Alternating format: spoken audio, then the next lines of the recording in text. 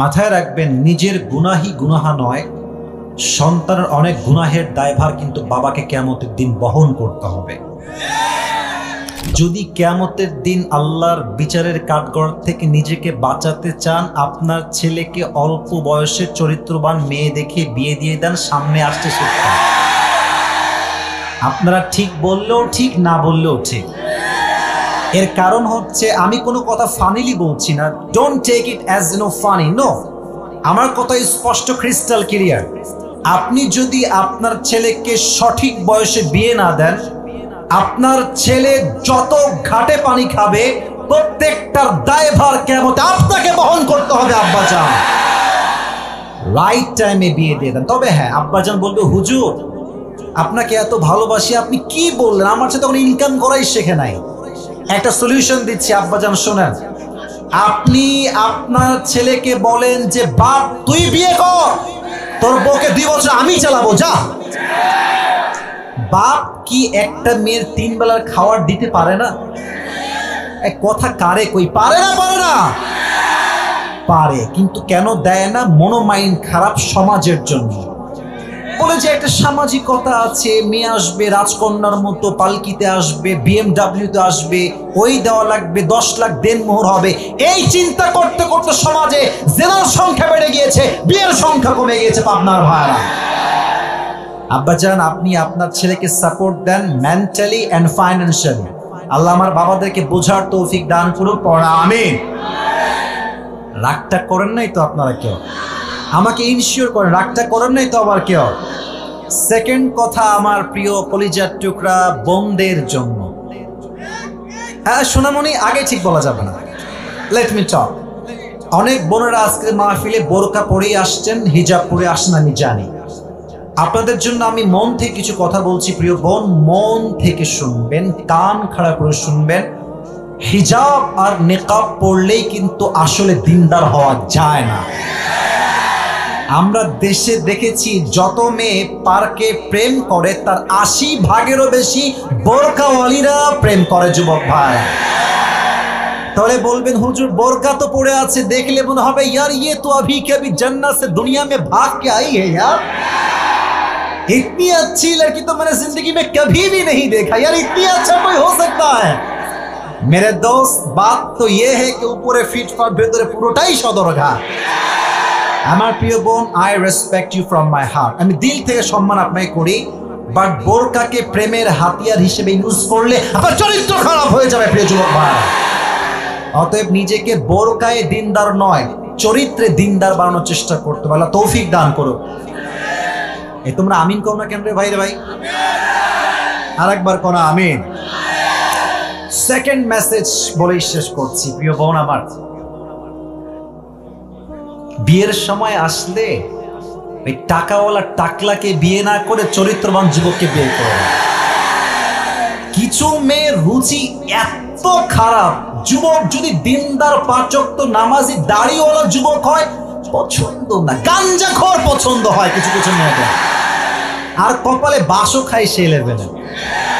আপনি চরিত্র দেখে বিয়ে করবেন, প্রথমে খারাপ লাগলেও আপনার পরবর্তী জীবনটা সুখ দ্বারা ভরে যাবে। আর গাঞ্জাখোরকে বিয়ে করবেন, দেখতে বাহ্যিক মনে হবে ওয়াও, কিন্তু বিয়ের 2 মাস পরে যখন বুঝবেন যে গাঞ্জাখোর তো নিজের মূল্য নিজেই বোঝে না, বইয়ের মূল্য বুঝবে কেমন করে রে ভাই? আল্লাহ প্রত্যেকটা মেয়েকে দিনদার যুবক দেখে বিয়ে করার তৌফিক দান করুন। না তোমরা আমিন তো জোরে কইতে পারতেছ না যুবক ভাইরা। শেষ কথা আমার কলিজার টুকরা যুবক ভাইদের জন্য, সবাই একটা কাশি দেন। আচ্ছা, আজকে হচ্ছে 13ই নভেম্বর। কত নভেম্বর? দেশটা কি এখন গোলামের মতো আমরা আছি না স্বাধীন হয়ে আছি? একটা ফিলই আলাদা, তাই না? ভাবই আলাদা। এখন আমরা দেখবেন যে এখন মাইক সামনে নিয়ে অনেক হক কথা বলতে পারি, যেটা আগে বলতে পারতাম না। এই স্বাধীনতা আনলো কারা? যুবক ভাইরা তাজা রক্ত দিয়ে এই স্বাধীনতা অর্জন করেছে যুবক ভাই। যুবকরাই হচ্ছে দেশের সম্পদ, জাতির সম্পদ। পুরো দেহের মেরুদণ্ড হচ্ছে সবচেয়ে আসল জিনিস। মেরুদণ্ড ঠিক তো পুরো দেহ ঠিক, মেরুদণ্ড নষ্ট তো পুরো দেহটা বাঁকা হয়ে যায়। জেনারেশন যদি ঠিক থাকে, যুব সমাজ, পুরো দেশ ঠিক থাকবে। যুব সমাজ নষ্ট, পুরো দেশটাই নষ্ট হয়ে যাবে। তো তোমাদের জন্য আমার কথা একদম ভেরি শর্টকাট, ছোট্ট কথা, অল্প কথা। তোমরা কি কাফের মুরতাদের গোলামি করে মরতে চাও? তোমরা কি জালেমের পাঠশালায় বন্দী হয়ে জীবন যাপন করতে চাও? আমার কথা একটা, সাইদি সাহেব খুব ভালো করে বলতেন, বিড়ালের মতো 500 বছর বেঁচে থাকার কোনো দাম নাই, সিংহের মতো 1 ঘন্টা আমরা বাঁচতে চাই। কথা হবে একটা, শহীদ আবু সাইদ তার 2 হাত এমনে পেতে দিয়েছে, বোঝাচ্ছে এইটা বাংলার ছেলে আমি, গুলি করবি কর, শহীদ হতে প্রস্তুত, বা বাতিলের সামনে মাথা নত করতে আমরা প্রস্তুত নয়। ও বুঝিয়েছে যে মুসলমানরা কাপুরুষের সন্তান নয়, মুসলমান তো বীর পুরুষের জাতেরা। অতএব আমি তোমাদেরকে পাবনার মাটিতে একসঙ্গে রেখে যুবক ভাইদেরকে বলতে চাই, হাতে হাত রাখো, একসঙ্গে হাত বাড়াও, সামনে আগাও। কথা হবে একটা, আল্লাহর এই জমিনে আল্লাহর দ্বীনকে কায়েম করতে হলে, আল্লাহর রাজকে কায়েম করতে হলে, কোরআনের রাজকে কায়েম করতে হলে জীবন দিতে প্রস্তুত, রক্ত দিতে প্রস্তুত, শহীদ হতে প্রস্তুত। কার প্রস্তুত? আব্দুল্লাহ লাগে দেখায় দাও।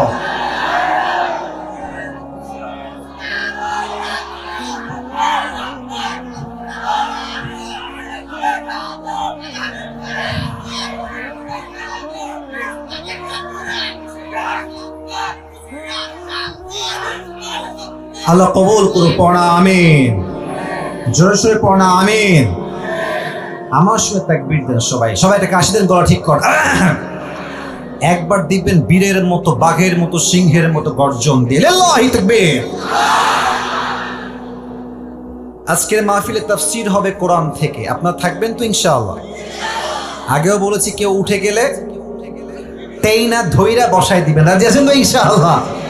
আচ্ছা, আমি প্রথমে জিজ্ঞেস করতে চাই, আজকের এই মাহফিলে বিবাহিত কে কে আছেন একটু হাত তুলেন তো। অনেক কম, বেশি নাই। আচ্ছা, হাত নামান। এবার সিঙ্গেল কারা, তারা একটু হাত তোলো। হ্যাঁ, সত্যি নাকি না মিথ্যা? কারো বউ নাই? Sure sure sure? সামনে শীতকাল, খুব কষ্টে তোমরা আছো আমি জানি। আব্বাজান আর দেরি নয়, এবারে শীতকাল যুবকদের কম্বল দিয়ে ঠান্ডা নয়, শীত যাবে একমাত্র বউ দিয়ে। অতএব সময় থাকতে চরিত্রবান বিয়ে এই শীতে আমাকে দেওয়াই লাগবে। এবারে শীত বিয়ে করার শীত, ঠিক কিনা বলো? আল্লাহ সবাইকে দিনদার নেককার বউ দিয়ে দিক, পড়া আমিন। আমরা 3টা তাকবীর দিব, বিবাহিতরা একটা দিবেন, অবিবাহিতরা আরেকটা দিবেন, আর সবাই মিলে আরেকটা দিব। দেখবো কার জোর আজকে কত বেশি। বিবাহিতরা প্রথমে একটা গলা কাশি দেন, দেখবো কে জিতে আজকে। বিবাহিতরা সবাই রেডি আছেন তো ইনশাআল্লাহ? সবাই বিবাহিতরা, সিঙ্গেলরা চুপ থাকো না, তোমরা হেরে যাবা।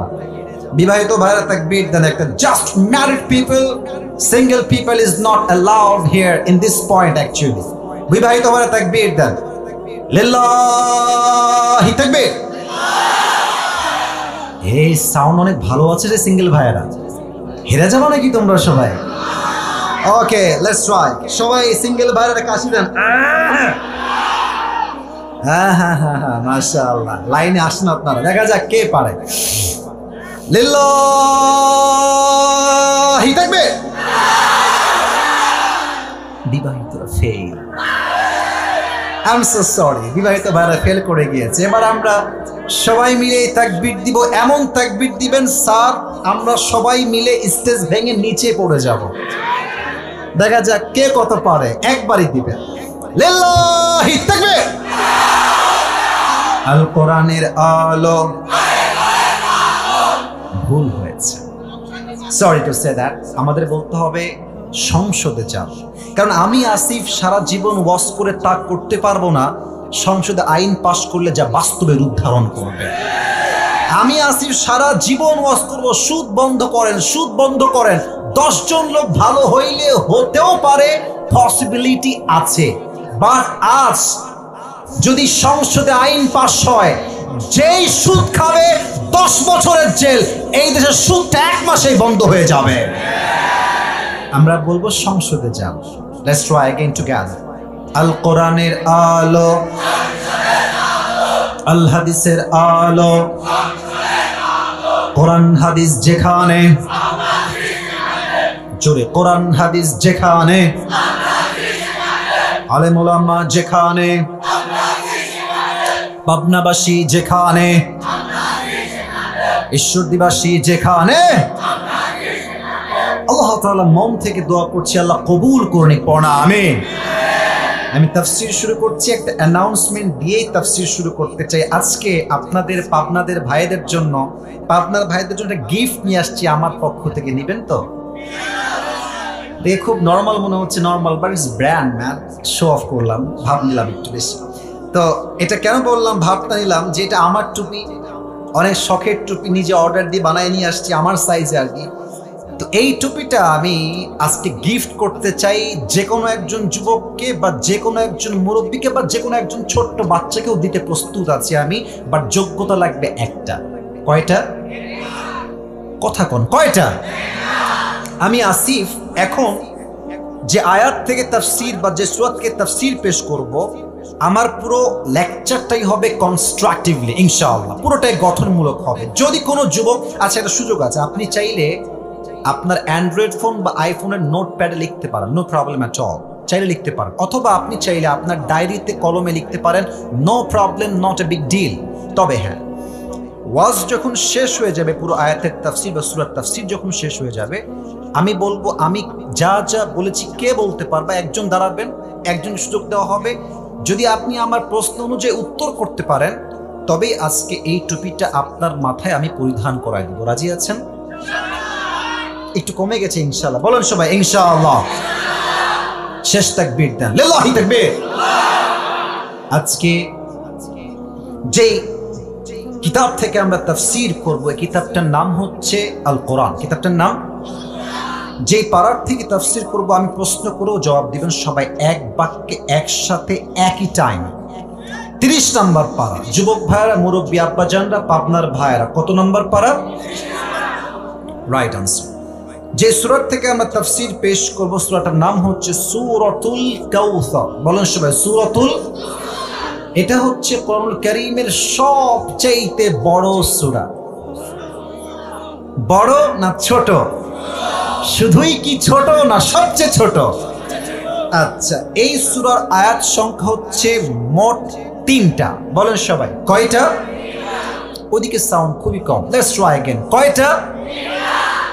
এই সূরার রুকু হচ্ছে জাস্ট একটা। বলেন সবাই কয়টা?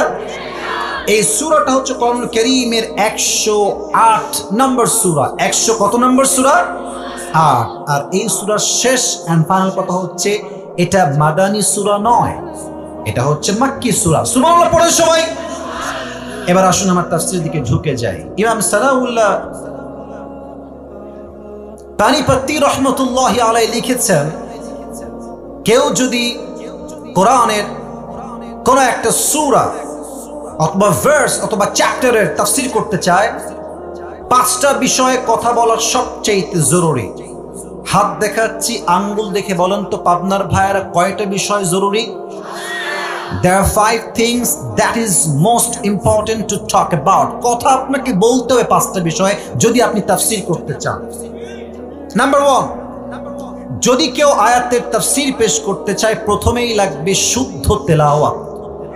যার আয়াত পড়াই সহি না, তার তাফসীরের দাম 2 পয়সা আল্লাহর কাছে নাই। ঠিক আছে কিনা বলেন? So the first rule is right pronunciation, সঠিক তেলাওয়াত, শুদ্ধ তেলাওয়াত। 2, right translation, সঠিক তরজমা। 3rd, শানে নুজুল, what's the background behind it? Why Allah subhanahu wa ta'ala has revealed this surah when he has revealed this surah? Allah কেন নাজিল করলেন, কোন সময় দিলেন, প্রেক্ষাপটটা কি ছিল, জানার দরকার। পাবনার ভাইরা সবাই বলেন তো আছে না নাই? 3 গেল। 4, what is the explanation of this surah? এই আয়াতের ব্যাখ্যা কি, ইন্টারপ্রিটেশন কি? 4, 5, what's the lesson that you have got from this surah? আপনি এই সূরার তাফসীর পড়ে, ব্যাখ্যা পড়ে কি শিক্ষাটা পেলেন জানতে হবে। চুপ করে বসে থাকো। না না, মজার সময় মজা, সিরিয়াস মুডে সিরিয়াস হওয়া লাগবে, এটাই মুসলমানদের ব্যক্তিত্ব।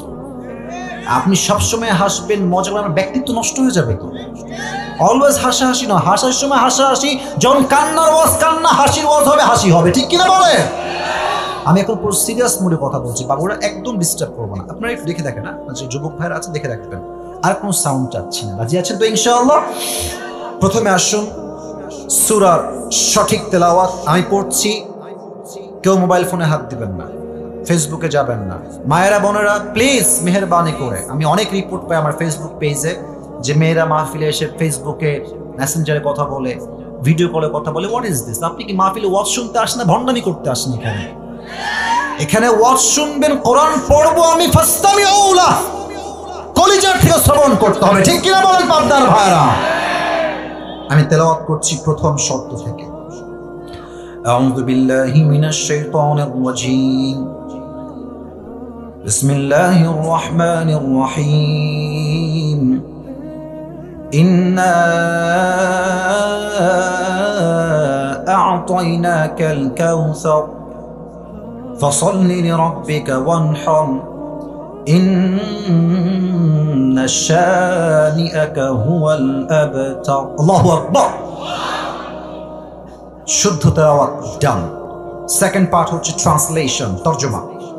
আল্লাহ তাআলা বলছেন, ইন্না আ'তাইনাকাল কাউসার, O my prophet, indeed we have granted you কাউসার। ইয়া রাসূলুল্লাহ, ইয়া হাবিবাল্লাহ, আমি আল্লাহ তাআলা আপনাকে হাউজে কাউসারের মতো নিয়ামত নিজেই দান করেছি। সুবহানাল্লাহ পড়ে। ফাসাল্লি লিরাব্বিকা ওয়ানহার, so perform the salah and sacrifice to your Lord alone. অতএব আপনি নামাজ পড়ুন, কোরবানি করুন, লোক দেখানোর জন্য নয়, মানুষকে খুশি করার জন্য নয়। It's just not for show off, লোক দেখানোর জন্য নয়।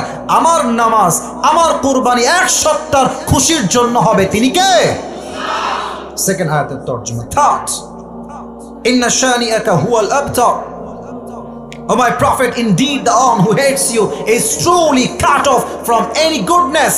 Ya Rasulullah, যারা আপনার সামনে বেয়াদবি করবে, যারা আপনার বিপক্ষে ফেসবুকে লিখবে, যারা আপনার ছবিকে অঙ্কন করে কার্টুন করবে, যারা আপনার সঙ্গে বিদ্বেষ পোষণ করবে, আমি আল্লাহর ওয়াদা সূরা কাউসার আমি দিলাম, যে আপনার সঙ্গে বেয়াদবি করবে, আমি আল্লাহ তার পুরো বংশকেই নির্বংশ করে দিব। আল্লাহু আকবার। এই ওয়াদা এই আয়াতে করেছে এক সপ্তাহ। আওয়াজ দিয়ে বলেন তো পাবনার ভাইরা, তিনি কে? এবার আসেন 3 নাম্বার চ্যাপ্টার। এটা বলতে গেলে আমাকে হাদিসের ঘটনায় যেতে হবে। ঘটনা বলার সময় জরুরি হচ্ছে দুটি বিষয়। এক, ঘটনা যে আমি বলছি আপনার ঠিক বেঠিক বলা জরুরি নয়, আমি কোন ধারায় বলছি, কি বলছি, that is most important. Number 2, ঘটনা যে আমি বলছি আপনি কি শিক্ষা পেলেন, দ্যাট ইজ মোস্ট ইম্পর্টেন্ট, ঠিক কিনা বলেন? বলেন তো আমরা যেই নবীর উম্মত, সেই নবীর নাম কি? মুহাম্মদুর রাসূলুল্লাহ। পড়েন সবাই সাল্লাল্লাহু। শান্তভাবে, আমি কোনো সাউন্ড নাই, শান্তভাবে সবাই পড়েন সাল্লাল্লাহু আলাইহি ওয়াসাল্লাম। আমি প্রশ্ন করছি, উত্তর দিবেন নরমাল আওয়াজে, খুব উঁচু আওয়াজ লাগবে না। নবীজির বাবার নাম কি ছিল? আরেকটু জোরে বলো, নাম কি ছিল? আচ্ছা, সেকেন্ড কোয়েশ্চেন। আমি তোকে বাধাতে চাচ্ছি না, আমি আপনাদেরকে আলোচনায় ঢুকাতে চাই তো, মনোযোগ বাড়াতে চাই তো। Just for your concentration I am trying to motivate you, আপনাকে আমি অনুপ্রাণিত করার ট্রাই করছি। নবীজির মায়ের নাম কি ছিল? বামে বলেন ভাইরা, নবীজির মায়ের নাম কি ছিল? আমিন। দুধমা হালিমাতু সাদিয়া রাদিয়াল্লাহু তাআলা আনহা। বলুন সবাই মারহাবা।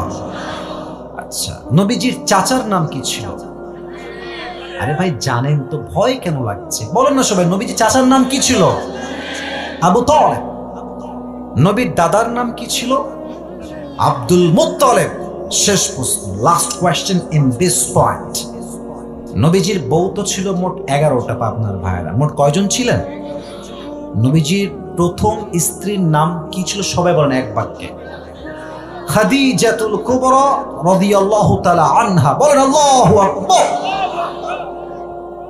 নবীজির বয়স যখন মাত্র 6 নবীজি মাকে নিয়ে মদিনার থেকে মক্কায় ফিরে আসছেন। আমার যুবক ভাইয়েরা, তোমরা মনে করো যে তোমার মায়ের চেয়ে তোমার গার্লফ্রেন্ড আপন, ঘোড়ার আন্ডার আপন। তোমার গার্লফ্রেন্ড 1 নাম্বারের স্বার্থপর। তুমি বিশ্বাস করো আমার যুবক ভাই, তোমার পায়ে হাত রেখে বলছি, তোমার পৃথিবীতে একমাত্র নিঃস্বার্থ তোমাকে ভালোবাসে তোমার মা, তোমার বাবা। ঠিক কিনা বলো? নবীজি ফিরে আসছেন মাত্র বয়স 6, একদম 6 বছরের ছোট্ট শিশু মুহাম্মদ সাল্লাল্লাহু আলাইহি ওয়াসাল্লাম মদিনার থেকে মক্কায় ফিরে আসছেন। হঠাৎ করে নবীর আম্মাজান 2 হাত এমনি বুকে দিয়ে বসে পড়েছে। নবীজি বলছে, আম্মাজান আপনার কি হয়েছে? আপনি এরকম করছেন কেন? অস্থির হয়ে গেছে। যদি আমি এটাকে 2024 সালে নিয়ে আসি, আমি এটাকে বলবো এটার নাম হচ্ছে হার্ট অ্যাটাক। যদি ব্রেন স্ট্রোক হয় বলে আমরা ব্রেন স্ট্রোক, যদি হার্টের সমস্যা হয়, ঠাস করে পড়ে যায়, এটাকে আমরা সায়েন্টিফিকলি বলি হার্ট অ্যাটাক। নবীর মায়ের ওখানে হার্ট অ্যাটাক হয়েছে। নবীজি মায়ের কাছে দৌড় দিয়ে আসছে, মাত্র 6 বছর বয়স। নবীজির মা এমনে পড়ে গেছে। নবীজি নিজের কোল পেতে দিয়েছে মাকে শোয়ার জন্য। নবীজির মা নবীজির কোলে শুয়ে আছে, এমনে নবীজি হাত দিয়ে আছে। আম্মা আপনার কি হয়েছে? আম্মা আপনি এরকম করছেন কেন? আপনি অস্থির কেন হচ্ছেন? নবীজির মায়ের শেষ বাক্য, মুরব্বীরা কানটা খাড়া করেন, যুবক ভাইরা কানটা খাড়া করেন। নবীজির মায়ের শেষ বাক্য নবীর জন্য, আরবিতে বলছি, তারপরে বাংলা বলবো। নবীজি বলছেন, আম্মা জান আপনার কি হয়েছে? মা লাকি ইয়া উম্মি। নবীজির মা বলছেন, ইয়া মুহাম্মদ, কুল্লু জাদীদিন বাদ ওয়া কুল্লু হাইয়িন মাইয়িত ওয়া লাকাদ ওয়ালাদতু তুহরা। হে মুহাম্মদ, প্রত্যেক নতুন জিনিস একদিন পুরাতন হয়ে যায়, প্রত্যেক যৌবন একদিন ফুরিয়ে যায়। বাট আমি আমেনার বিশ্বাস, আমার গর্ভ থেকে আমি এক এমন যুবকের জন্ম দিয়েছি, এমন এক শিশুর জন্ম দিয়েছি যার আলোতে পুরো পৃথিবীটাই আলোকিত হয়ে যাবে। এই কথা বলেই নবীজির মা শেষ, ওখানেই ইন্তেকাল।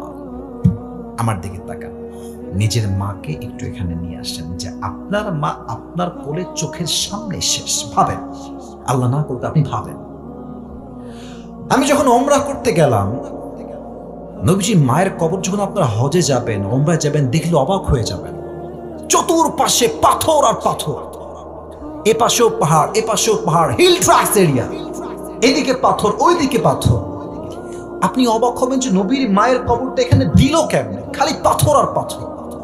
কোন মতে পাথরগুলো হটিয়ে নবীর মাকে কবর এমনি ওখানেই দিয়ে দিয়েছে। কবর যখন দিয়ে দিয়েছে,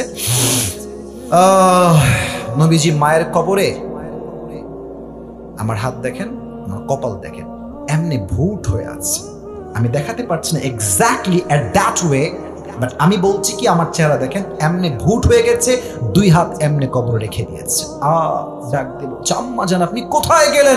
আপনাকে ছাড়া আমি বাসায় ফিরে যাব না। আম্মা আপনি কোথায় গেলেন?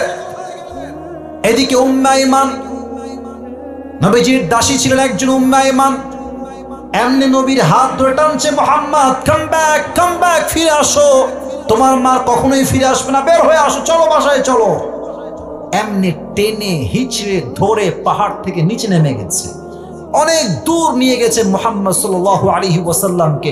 নবীজি মায়ের মায়া এত বেশি ছিল, ওই দূর থেকে আবার উম্মে আমার হাতকে এমনি ছিটকে ছেড়ে দিয়ে আবার মায়ের কবরে দৌড় দিয়ে চলে আসছে। সুবহানাল্লাহ! কাকে বলে মায়ের ভালোবাসা?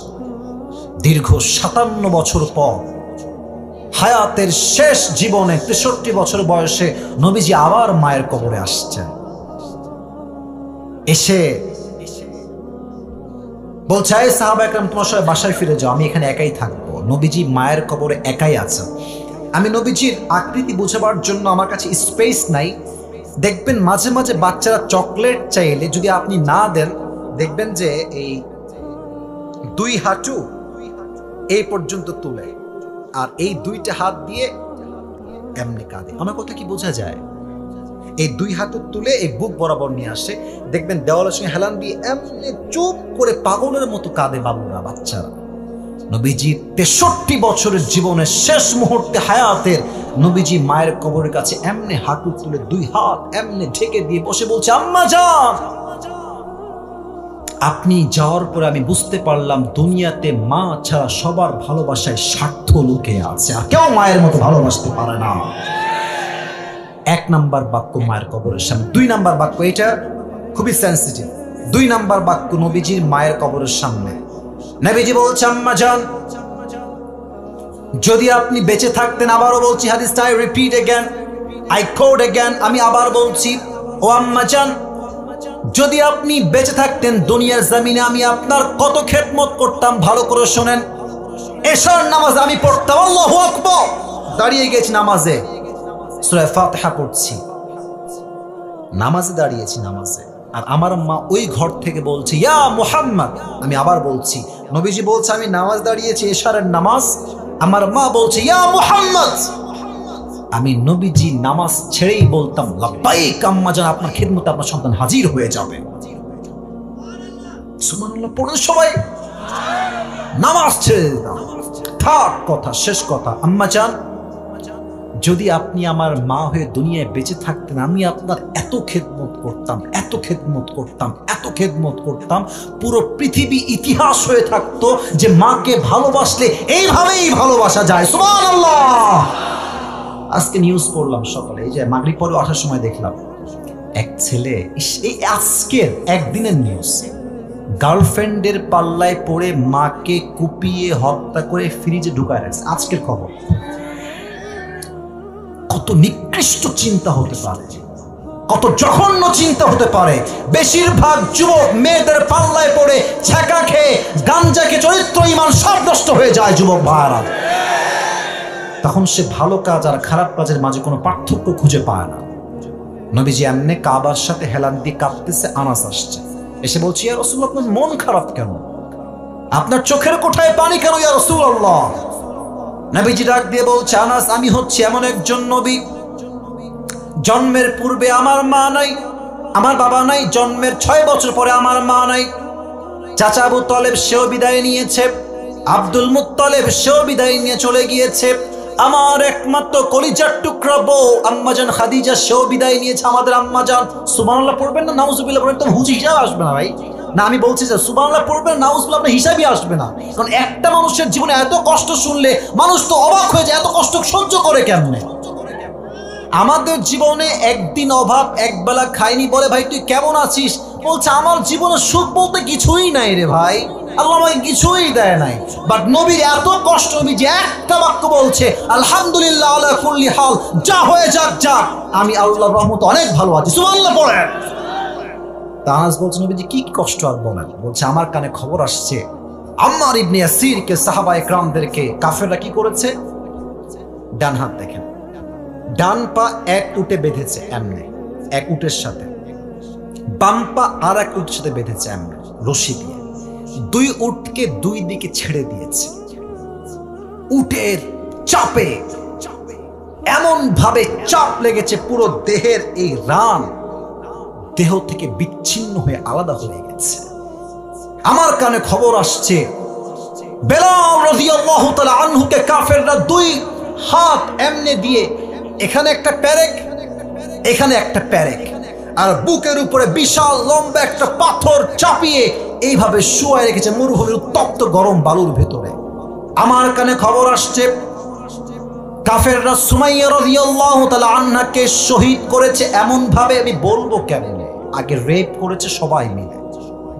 আমি বলতে লজ্জা লাগে, বাট আমাকে হাদিসটা না বললে আপনারা ইসলাম যে কত কষ্টে আসছে আপনি টের পাবেন না। এদিকে দেখেন, একটা মেয়েকে, রাগ করবেন না আমার কথাটা হাদিস থেকে বলছি, সব কাফেররা গণধর্ষণ করেছে। নাউজুবিল্লাহ তো কিছু পড়েন না আপনারা ভাই। এবার তার এক পা এই দিকে দিয়ে বেঁধে দিয়েছে, আর এক পা এই দিকে দিয়ে দড়ি দিয়ে বেঁধে দিয়েছে, আর কাফেররা সবাই মিলে তীর এমনে তাক করে সুমাইয়া রাদিয়াল্লাহু তাআলা আনহার লজ্জাস্থানে তীর মেরে জায়গায় শহীদ করে দিয়েছে।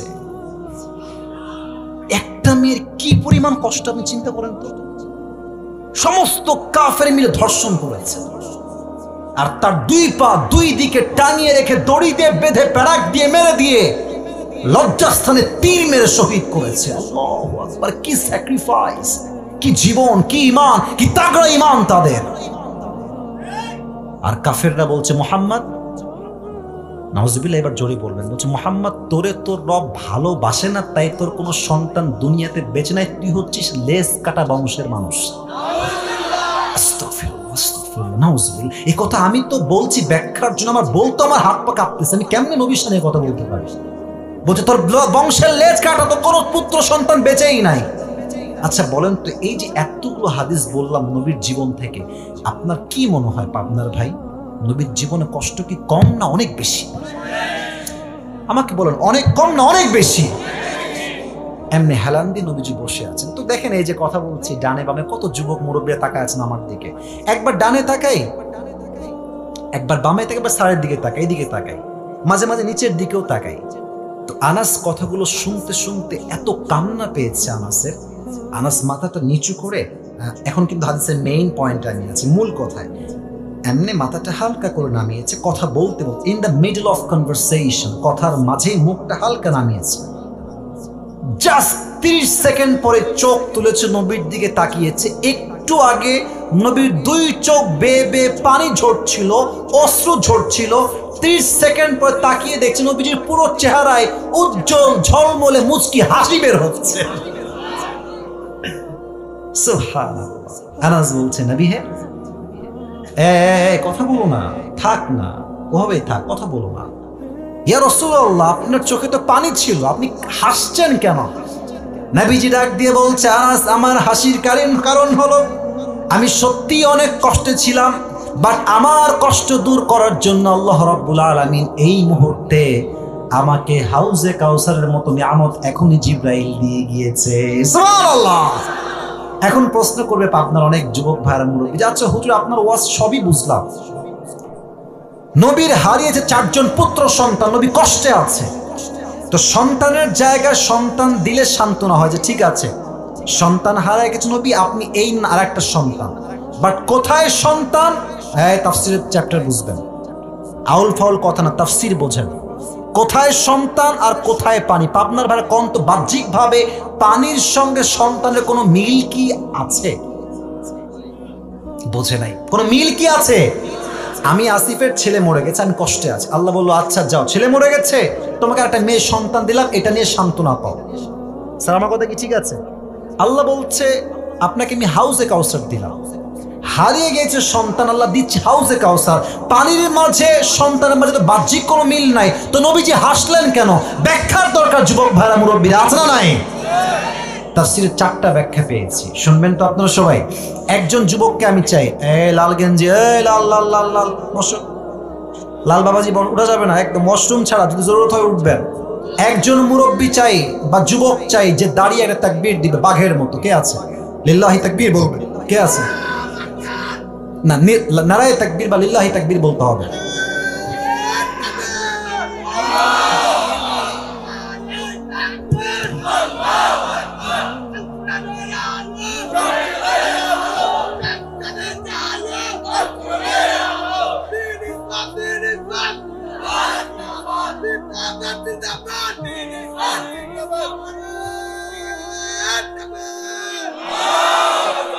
আপনাদের সবার সাউন্ডের চাইতে ওর একার সাউন্ডই অনেক বেশি। হ্যাঁ, তোর বউ কনফার্ম রে? আল্লাহকে দিনদার নেককার বলতে দিক পড়াবে।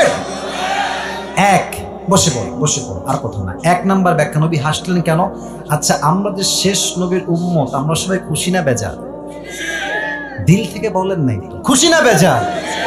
আল্লাহ বলছে নবী আপনার 1 নাম্বার হাসির কারণ হবে এইটা যে আপনার 4টা মাত্র পুত্র সন্তান তুলে নিয়েছি, that's fine, okay cool, but আপনার এই 4টা সন্তানের পরিবর্তে আমি আল্লাহ তাআলা আপনাকে কোটি কোটি রুহানি সন্তান দুনিয়াতে দান করব। সুবহানাল্লাহ।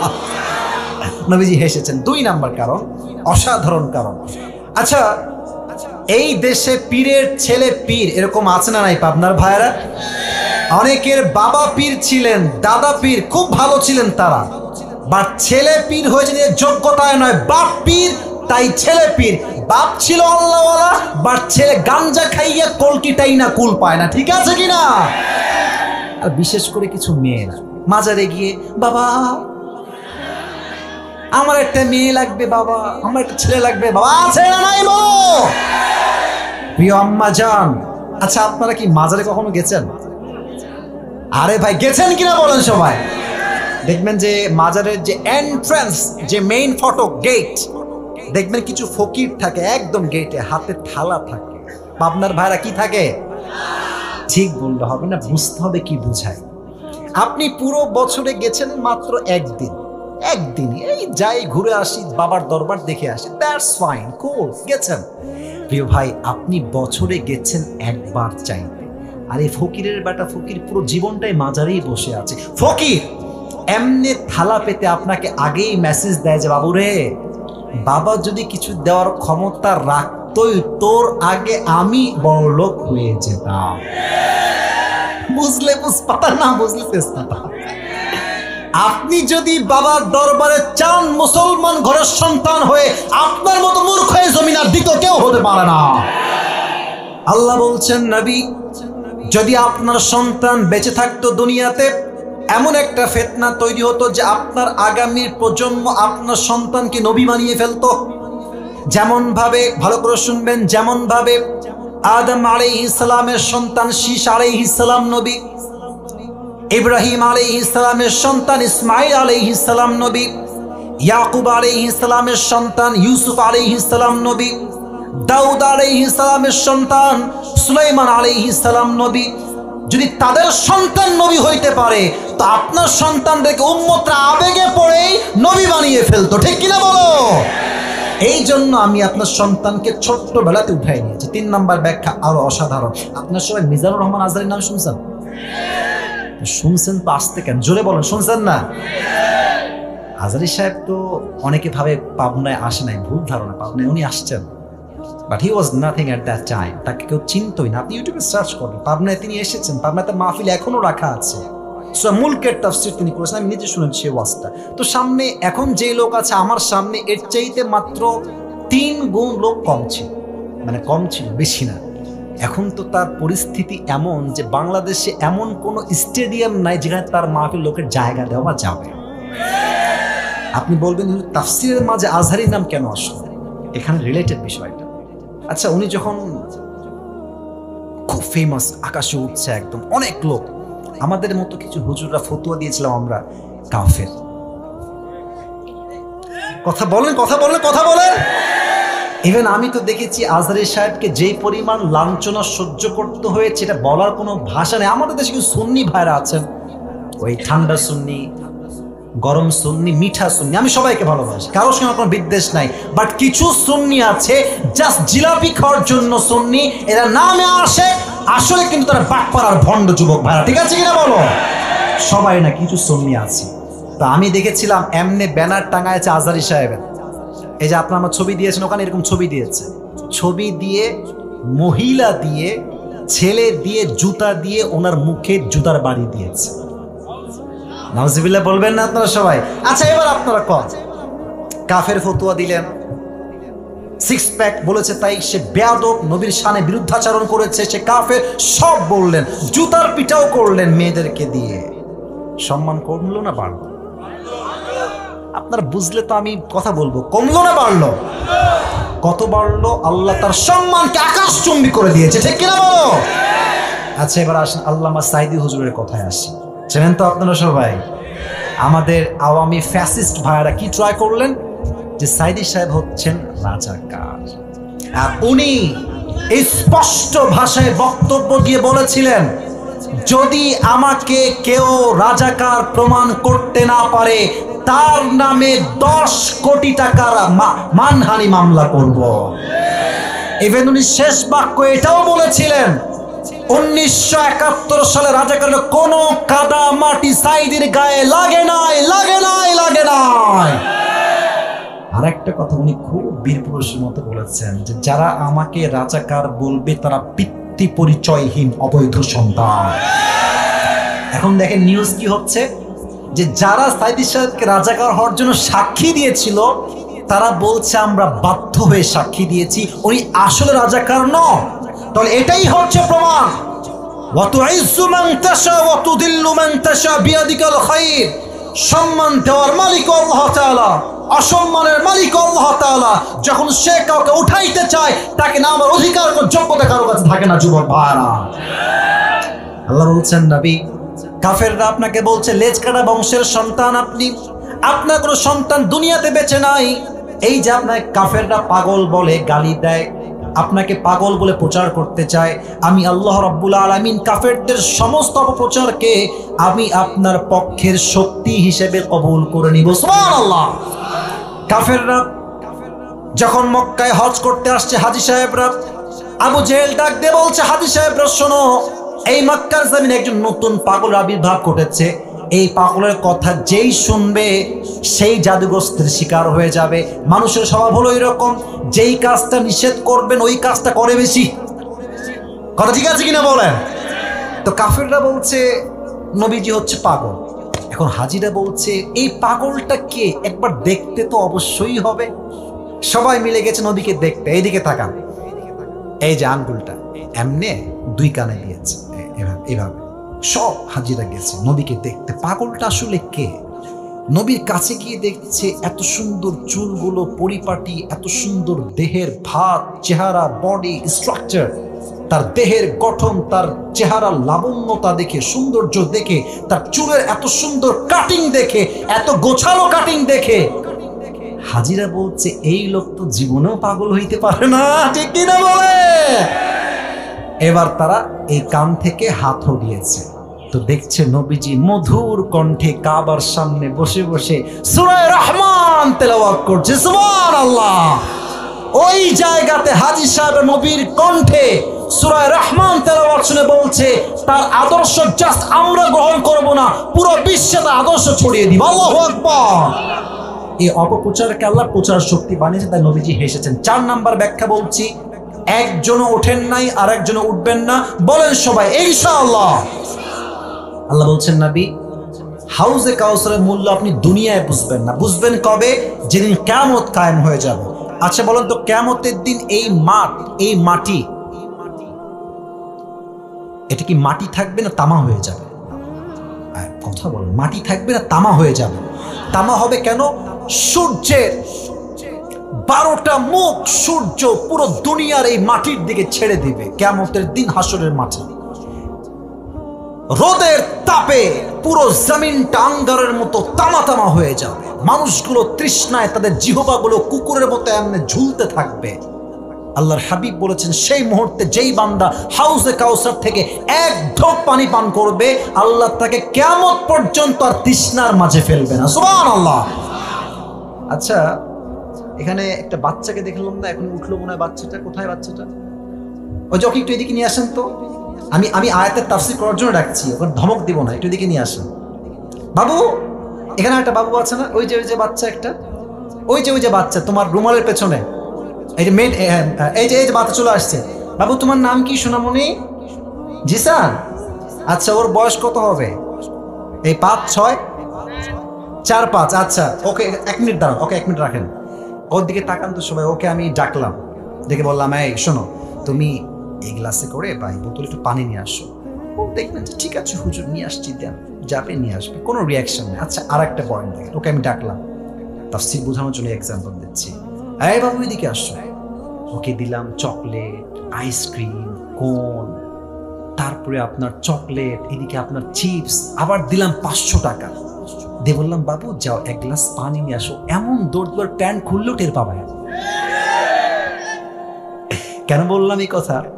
আপনি যদি কারো দিয়ে কোনো কিছু চাইতে চান, পেতে চান, কিছু কাজ করাতে চান, কিছু নেওয়ার আগে কিছু দেওয়া লাগে। বাবু তুমি যাও, এবার তুমি যাও, বাবু তুমি যাও। দেখেন আল্লাহ নবীকে দিলেন হাউজে কাউসার। এবার বলেন তো নবীর কষ্ট কি কষ্ট আছে না হাসি দিয়ে পরিবর্তন হয়ে গেছে? নবী হাসতেছে। সুবহানাল্লাহ পড়বেন না নাকি আপনারা ভাই? আল্লাহ বলছে এই তো সুযোগ, নবী আমার খুশি আছে, 2টা কাজ দিয়ে দেয়। আল্লাহ বলছে নবী আপনি খুশি, এবার 2টা কাজ বুঝে নেন। কি কাজ করবেন? 1, ফাসাল্লি লিরাব্বিকা ওয়ানহার, নামাজ পড়বেন কোনো ব্যক্তির জন্য নয়, কোরবানি করবেন কোনো ব্যক্তির জন্য নয়, এক সত্তার জন্য করবেন। তিনি কে? এখন প্রশ্ন হতে পারে, হুজুর আল্লাহ চাইলে ফসল লিলি ওয়ানহারও বলতে পারতেন, যে আল্লাহর জন্য নয়, জাস্ট নামাজ পড়ো, কোরবানি করো। আল্লাহর জন্য আল্লাহ কেন বললেন? কারণ আমাদের কিছু নেতা আমরা দেখেছি, রাগ করবেন না তো? নেতার কথা বললাম, রাগ করবেন না তো আপনারা সবাই? আমরা অনেক নেতা 5 আগস্ট আগে দেখেছি যারা মাহফিলে আসলেই এমন একটা ভাব, बाप रे ये कौन है, कहां से आया, ये कहां से आया है ये। বিশ্বাস করেন এমন নেতা ভাব দেখলে মনে হয় কনফার্ম জান্নাতি, বাট এক ওয়াক্ত নামাজ ঠিক মতো পড়ে না যুবক ভাই। আচ্ছা, আপনাদের উত্তরবঙ্গে একজন আলেম আছেন, সিনিয়র আলেম, ওনার নাম হচ্ছে বজলুর রশিদ হুজুর। নাম তো শুনছেন অনেকে নাকি? উনি কিন্তু খুব সুন্দর মজার মজার কথা বলে, আর ওনার দাড়ি কিন্তু দেখবেন ওই মেহেদি দেওয়া দাড়ি, হ্যাঁ, মুরব্বী টাইপের, ওনারা চিনেন সবাই। উনি একটা কথা সেদিন বলছেন, আমি কি বলবো, বলার পারমিশন থাকলে বলবো, না হয় বলবো না। বলা কি যাবে? বলা কি যাবে? উনি টাঙ্গাইল বা বগুড়া, নাম স্পষ্ট বললেন না, ওয়াজ করছিলেন। তো মনে করেন ওয়াজ জমে ক্ষীর, মানে হচ্ছে সবাই খুব মনোযোগ দিয়ে ওয়াজ শুনছেন। নেতারা খুব চালাক, যখনই ওয়াজ জমে যাবে গাড়ির বহর নিয়ে আসবে, আর চামচা তাই কিন্তু চামচা, আমার নেতা চরিত্র ফুলের মতো পবিত্র, নামাজ পড়ে না এক ওয়াক্ত। দিয়ে হুজুর এরকম ওয়াজ করছে মাহফিলের মাঝে, নেতা আসছে দূর থেকে, নেতার চামচাগুলো, আমার নেতা আসছে, সাইড সাইড সাইড, একেবারে পুরো মাঠ মঞ্চ কাঁপায় ফেলছে। নেতা সাহেব এসেছে, সে বলছে আমার এখনই মাইক লাগবে, আমার অনেক বড় মিটিং আছে, আমাকে যেতে হবে, এখনই মাইক লাগবে আমার। হুজুর মানুষ ভাবতেছে শালা আসছি এক জেলাকে মার না খাই, আগে মাইকটা দিয়ে দে। হুজুর বলছে মাইকটা আমি দিয়ে দিয়েছি, উনি কথা বলছেন। তো সালাম কালাম তো উনি দিলেন না, ওনার কথা শুরু নামাজ, নামাজ ভাই, নামাজ নামাজ, কথার শুরুতেও নামাজ, মাঝেও নামাজ, শেষও নামাজ নামাজ নামাজ। হুজুর বলছি यार ये तो अभी कभी जन्नत से भाग के दुनिया में आई है यार। এত ভালো নেতা। নেতার কিছু চামচা থাকে না পাবনার ভাইরা, কথা কোন থাকে কি থাকে না রে ভাই, ওই কি পায়, কোকা কোলা পায়, পেপসি পায়, সিঙ্গাড়া খাওয়ার জন্য দৌড় দেয়। তো নেতা সাহেব ডান দিক দিয়ে নেমে গেছে। সব নেতাকে আমি এক পাল্লায় মাপছি না, I don't measure every leader equally, আমি সবাইকে এক পাল্লাও মাপি না। আমার কথা হচ্ছে এই দেশে এখনো চরিত্রবান নেতা যুবক ভাইরা বেঁচে আছে, ঠিক কিনা বলো? তো হুজুর এই চামচা যেটা আছে নেতা, বলছে কিরে তোর নেতা যে পরিমাণ নামাজ নিয়ে কথা বললো, খুব নামাজ পড়ে তাই না রে? রাজশাহী ভাষায়, আমাদের এদিকেরই ভাষা, মাইন্ডে নেবেন না, কানে কানে বলছে হুজুর এর সঙ্গে 5 দিন ধরে একসঙ্গে আছে, এই শালা এক ওয়াক্ত নামাজও পড়ে না। তার মানে কিছু নেতা দেখবেন চরিত্রের তো ঠিক নাই, ঠিকই নাই, জানাজার নামাজ পড়তে আসে ওযু ছাড়াই জানাজার নামাজ দাঁড়ায় যায় যুবক ভাইরা। এদের নামাজ আল্লাহর জন্য নয়, এদের নামাজ হচ্ছে একমাত্র ব্যক্তি পূজার নামাজ। আল্লাহ বলছে আমার জন্য নামাজ। আচ্ছা, আমরা এই 5 আগস্ট আগে দেখেছি নেতা সাহেব যারা ছিলেন আমাদেরকে বলতেন যে আমরা হলাম জঙ্গিবাদ, মৌলবাদ, বলে নাই?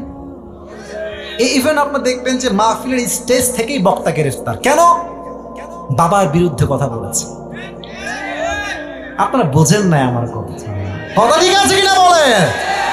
আমি একটা কথা বলে দিই, যাওয়ার সময় কোনো সমস্যা হবে কিনা I don't know that exactly, but I have to talk about it because this is the braveness, এটা সাহসিকতার ব্যাপার ভাই। আমার কথা একটা ভাই, স্পষ্ট মাইকে বলছি, জাতির পিতার নাম বঙ্গবন্ধু নয়, জাতির পিতা মুসলমানদের ইব্রাহিম আলাইহিস সালাম। চাপাই দিলেই চেপে যায় না। এখন আসেন মাহফিলে, আসেন, এসে বাধা দেন যে হুজুর সাহেব কত বড় সাহস আপনার, বাপের বিরুদ্ধে কথা, আপনার পিঠের চামড়া একটাও বাকি থাকবে না আজকে পাবনার মাটিতে। দেশ স্বাধীন হয়েছে, আমরা ওই যে একটা ছোট গল্প মনে পড়ে গেল ভাই, কথা বললে কথা না আর বলা যাবে না, শেষ করে দেই। না না না না, বলা যাবে যাবে। এই সাইদি সাহেব বলতেন একটা কথা যে ওই ডাক্তার করবেন না তো আপনারা, আবার ওই সাপে আর ব্যাঙে ছিল খুব বন্ধুত্ব।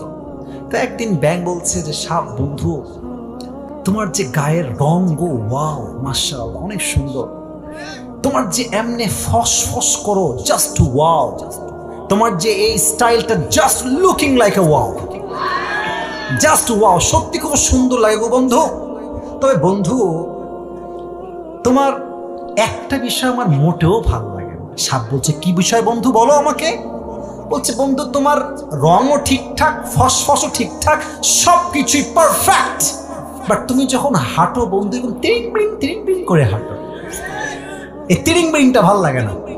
তো সাপ বলছে বেয়াদব, এত বড় সাহস, তুই আমার ভুল ধরিস, এমনি ফস করে উঠেছে।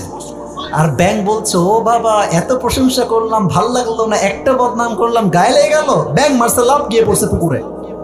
আর এদিকে ছিল এক রাখাল বাবা পাশে, বলছে কে রে ফসফস করলো, এসে দেখছে মাশাআল্লাহ সাপ মামা এমনে আছে। এদিকে রাখাল মামার হাতে ছিল বিশাল বড় এক বরকতুল্লাহ হেদায়েতুল্লাহ লাঠি, বিশাল বড় লাঠি। সাপকে দেখে ওর হাত সুরসুর শুরু করেছে, ওই জায়গায় বিসমিল্লাহ বলে শুরু। 5 মিনিটে বাড়াইয়া সমান করে সাপকে এমনি সোজা করে ফেলেছে। 2 ঘন্টা পরে ব্যাং বলছে কি রে বন্ধুর কোনো ফসফস নাই, বন্ধু গেল কোথায়? পুকুর থেকে উঠে আসছে, দেখছে আয় হায় বন্ধু তো একদম সোজা। কাছে আসছে, দেখছে বন্ধু আর জিন্দা নাই, বন্ধু ময়রা ভূত হয়ে গেছে, ফেনামেনা সব বের হয়ে গেছে। এবার ব্যাং কাছে এসে বলছে সাপ বন্ধু সোজা তো আপনি হইলেন, তবে ফেনা বের হয়ে সোজা হইলেন, ফেনা থাকতে আর সোজা হইতে পারলেন না। তা আমার প্রিয় আওয়ামী লীগ ভাইয়েরা, আপনারা তো ভালো হওয়া কপালে লেখাই ছিল, তবে ভালো হইতে পারেন নাই কারণ ক্ষমতার বালাই ছিল বড় একটা বালাই, ক্ষমতা আপনাকে ভালো হতে দেয় নাই। অনেক আওয়ামী লীগ করে ভাইরা জানে যে আমার নেতার চরিত্র নিকৃষ্ট চরিত্র, বা স্বার্থের জন্য তার পক্ষে তারা গুণগান গেয়েছে। ফসল্লি রব্বিকা ওয়ানহার, নামাজ পড়বা নেতার জন্য নয়, ব্যক্তি পূজার জন্য নয়, নামাজ হবে জাস্ট এক সত্তার জন্য। তিনি কে বলেন তো? আমাদের ইসলামের দ্বিতীয় খলিফার নাম কি ছিল? ওমর ফারুক রাদিয়াল্লাহু তাআলা। আবার জিজ্ঞেস করছে আমাদের ইসলামের দ্বিতীয় খলিফার নাম কি? ওমর ফারুক। শেষ হাদিস বলছি, শেষ ভালো যার সব। আমি দেখেন আমি কিন্তু ওয়াজ শুরু করি 10:30টার সময়, আমার সময় হচ্ছে 1 ঘন্টা। আমি যুবকদেরকে বলেছি আমার ফর্ম দেওয়া আছে, তবে হ্যাঁ সব জায়গায় নিয়ম দিয়ে নয়, কিছু জায়গায় ভালোবাসা দিয়েও হিসাব করতে হয়। আমি 12টা পর্যন্ত ওয়াজ করতে চাই, আপনারা আমাকে সময় দিবেন তো ইনশাআল্লাহ? তাকবীর লিল্লাহি তাকবীর। ওমর ফারুক কাছে একজন যুবক আসছে, তার নাম হচ্ছে আবু লুলু আল মাজুসি। ডাক দিয়ে বলছে ওমর, আমার যে মালিক আছে সে আমার কাছে প্রত্যেক দিন 6 দিরহাম চার্জ করে, আমি বড্ড গরিব হয়ে যাচ্ছি, আমার দ্বারা 6 দিরহাম দেওয়া সম্ভব নয়, তুমি কমায় এটাকে মাত্র 2 দিরহাম করে দাও। পাবনার ভাইরা বলেন তো সবাই কয় দিরহাম? ওমর ফারুক বলছে আবু লুলু আল মাজুসি, তোমার ব্যবসা কি, তুমি কি কাজ করো? ডাক দিয়ে বলছে ওমর, আমি হলো চাকুর ব্যবসা করি, বিশাল লম্বা লম্বা খঞ্জর বানাই। খঞ্জর ডান হাত দেখেন, এটাও চাকু, এটাও চাকু, মাঝখানে হচ্ছে খঞ্জর handle. This is called in Arabic world খঞ্জর, বাংলায় আমরা বলি চাকু। তো বলছো তুমি চাকু বানাও, খঞ্জর, তোমার ব্যবসার লাভ তো অনেক বেশি রে ভাই, তোমার তো 2 দিরহাম নয়, 6 দিরহাম নয়, ইউ শুড বি চার্জ 10 দিরহাম অ্যাট লিস্ট, তোমার তো 10 দিরহাম চার্জ হওয়া দরকার। কাফের গেছে খেপে, একদম রেগে মেগে ফায়ার। আমি যেহেতু কাফের তাই তুমি আমার বেলায় হয়েছ গরম, আর সবাই যেহেতু মুসলমান তাই তুমি সবাই বেলায় নরম, তাই না অমর? একদম হুমকি দিয়ে বের হয়ে গেছে। সারা অমরকে হত্যা করবে কেমনে প্ল্যান করেছে, বিশাল লম্বা একটা খঞ্জর বানিয়েছে অমরকে হত্যা করবার জন্য। আচ্ছা শীতকালে আমরা ওই ঠান্ডা লাগলে কি মুড়ি দিয়ে বাহিরে বের হই? হ্যাঁ হয়েছে হয়েছে, বলো সবাই কি মুড়ি দেই? চাদর। দেখেন এটা হচ্ছে খঞ্জর, এটা পেটের ডান দিকে রেখে এমনে ঢেকে দিয়েছে, কিন্তু সে তো মুনাফিক, রূপ ধারণ করবে কেমনে যে কেউ চিনতে পারবে না, সেটা চাদর নিয়েছে, 2 পাশে ঝোলানো শাল, পাকিস্তানের সবাই বলে শাল, আমরা বলি চাদর। তো 2 পাশে শালটা ঝুলিয়েছে, শালের এই পাশ অর্থাৎ চাদরের উপরের উপরি ভাগটা এমনে মানে এই পার থেকে দিয়ে এই পর্যন্ত দিয়েছে, আর নিচ থেকে ডানের অংশটা এমনে দিয়ে এই বরাবর দিয়ে পুরো মুখটাকে ঢেকে দিয়েছে। কেউ চিনতে পারছে না কে এই ব্যক্তিটা, কে, এটা কাফের না মুসলমান, কেউ চিনতে পারবে না।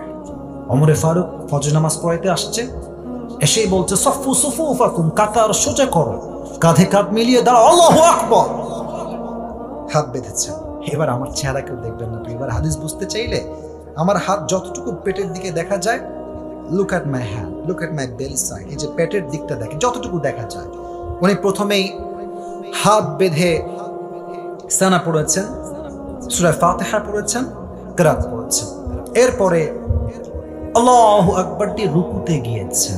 Exactly at the same time পেছন থেকে আবু লুলু আল মাজুসি তার চাদরটাকে এমনি উড়িয়ে দিয়েছে, আর পেটের ডান দিক থেকে খঞ্জরটা বের করে এবার একবার ডান দিকে আমার হাতের দিকে তাকাবেন, শুধু একবার তাকাবেন, আবার নিচে তাকাবেন।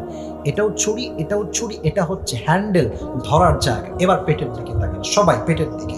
এই খঞ্জরটা ধরে ওমরে ফারুকের ঠিক পেটের ডান দিক থেকে শুরু করে এমনি একটা পোজ দিয়েছে, আবার এগেন অ্যান্ড দেন এগেন, 3 বার এমন ভাবে চাকু দিয়ে আঘাত তার পেটে করেছে, পুরো পেটটা এমনি কেটে নাড়ি ভুঁড়ি সব পেট থেকে বাহিরে বের হয়ে গেছে, নাড়ি ভুঁড়ি সব বাহিরে বের হয়ে গেছে। ওমরে ফারুক নামাজের মাঝে চিৎকার দিয়ে বলছে, কতালানি আল কালব, আমাকে একটা কুকুর হত্যা করেছে, আমাকে বাঁচাও। এমনি অজ্ঞান হয়ে পড়ে গেছে। আর ওই কাফের হত্যা করে যখন পেছন থেকে পালিয়ে যাবে, 7 জন সাহাবীকে এমনি এমনি এমনি যাকে সামনে পেয়েছে তাকে এমন আঘাত করেছে, হাদিস আসছে জায়গায় 7 জন সাহাবী নামাজের মাঝে স্পট ডেথ, জায়গায় শেষ। এবার 2-1 জন সাহাবী নামাজ ছেড়ে এসে ওমর ফারুককে তুলে সাইডে নিয়ে গেছে। ইয়া ওমর, মা লেখা, ইয়া ওমর, ওমর আপনি ঠিক আছেন? আপনার কি হয়েছে? Omar Farooq is totally and completely senseless, কোনো চোখের দৃষ্টি নাই, কথা নাই, আওয়াজ নাই, বোবা, অজ্ঞান হয়ে গেছে। ডাক্তাররা সব আসছে, ওমরকে বাঁচাও। কে সেই ওমর? যার শাসন এতটা ইনসাফ ভিত্তিক ছিল, যার শাসন আমলে একটা বাঘ আর একটা হরিণ একই ঘাটে পানি পান করেছে, সুবহানাল্লাহ পড়ে। সে মানুষটা মারা যাচ্ছে, নাড়ি ভুঁড়ি সব বের হয়ে গেছে। এবার ডাক্তাররা এসে 2 হাত কাঁধে দিয়ে হালকা করে তুলেছে পানি পান করাবার জন্য। 2 ঠোঁট এমনি হা করে পানি দিয়েছে। পানি যখন মুখে দিয়েছে, গলা দিয়ে পানিটা নেমে, বুক দিয়ে নেমে, পেট এমন ভাবে কেটে গেছে, সব পানিগুলো পেট দিয়ে গল গল করে বাহিরে বের হয়ে গেছে। দুধ নিয়ে আসছে, দুধ গাঢ় খাবার সহজে বের হবে, দুধ নিয়ে আসছে, দুধ দিয়েছে, দুধটাও গলা দিয়ে বের হয়ে বুক দিয়ে নেমে পুরো পেট কেটে বাহিরে বের হয়ে গেছে। এই দৃশ্য দেখে সাহাবা একরামরা বুঝে গেছে Omar Farooq is going to die very soon, মারা যাবে, আর বাঁচার আশঙ্কা হয়তো বা নাই। সবার চোখ দিয়ে পানি ঝরে। হঠাৎ করে এক সাহাবী দেখছে ওমর ফারুক রাদিয়াল্লাহু তাআলা, he has opened his eyes just a little bit, a very little bit, একদম ছোট্ট করে ওমর ফারুক চোখ খুলেছে, একদম ঝাপসা। দূর থেকে সাহাবী দেখে দৌড়ে আসছে, মা লেখা ইয়া ওমর, আপনি ঠিক আছেন? কি হয়েছে আপনার? তো ওমর ফারুক জাস্ট ইঙ্গিত দিয়েছেন, look at my right hand, just এমনে, কান একবার, ঠোঁট একবার, কান একবার, ঠোঁট একবার। উনি বোঝাচ্ছেন তোমার কানটা আমার ঠোঁটের কাছে নিয়ে আসো। দৌড় দিয়ে এসে কানটা ঠোঁটের কাছে দিয়েছে। হি ওয়াজ থিঙ্কিং জাস্ট লাইক, সে ভাবছে যে হয়তো আমাকে ছেলের কথা বলবে, বইয়ের কথা বলবে, রাজ্যের কথা বলবে, সন্তানের কথা বলবে, এটাই তার শেষ কথা হবে।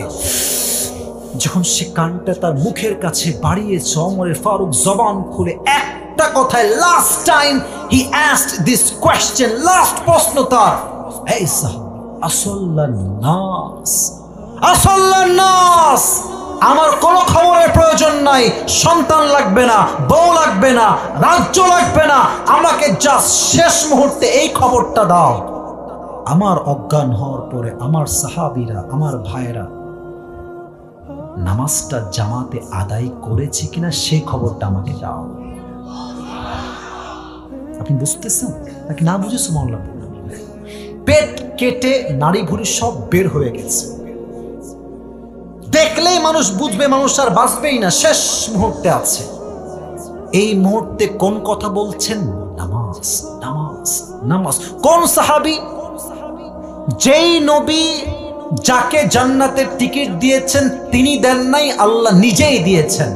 আল্লাহ তাআলা নবীর মাধ্যমে ওমর ফারুককে দুনিয়াতেই সুসংবাদ দিয়েছেন, ওমর তুমি মরার সঙ্গে সঙ্গেই তোমার জান্নাতের টিকিট কনফার্ম আল্লাহ করে দিয়েছে। সুবহানাল্লাহ। এই মানুষটা জান্নাতের টিকিট নবীর হাত থেকে পেয়েও নামাজ পড়ে নাই। আর তুমি কোন কনফার্ম জান্নাতি যে নামাজের আজান হয় আসরের আর যুবকরা মোড়ে মোড়ে দাঁড়িয়ে পাবজি এবং ফ্রি ফায়ার খেলে বেড়ায়। আজান হচ্ছে মসজিদে, মুরব্বী এলাকার চায়ের দোকানে বসে বিড়ি টানে আর টিভিতে বাংলা সিনেমা দেখে বেড়ায়। আজান হচ্ছে মসজিদে, কিছু নির্লজ্জ বেহায়ামে বাহিরে এমন ভাবে বেপরদা হেঁটে বেড়ায় জাস্ট যুবকদের চোখ নয়, মুরব্বীর চোখ ইমান দুটোই নষ্ট হয়ে যায়। তুমি জান্নাতের টিকিট কই পেয়েছো? নামাজ তুমি কেন পড়তে চাও না? এজন্য আজহারী সাহেবের নানা গোলাম সারওয়ার সাইদি হুজুর একটা কথা বারবার বলতেন, ঠিক হলে ঠিক বলবেন, হয় চুপ থাকতেন। উনি বারবার বলতেন, নামাজ নাই যার ইমান নাই তার। বলেন বলেন বলেন। উনি আরেকটা কথা বলতেন, নামাজ নাই যার মুসলিম হিসেবে পরিচয় দেওয়ার কোন যোগ্যতাই তো তার নাই আল্লাহর জমিনে, ঠিক কিনা বলো? নামাজ হচ্ছে মুসলমানদের জীবনের সবচেয়ে গুরুত্বপূর্ণ ইবাদত।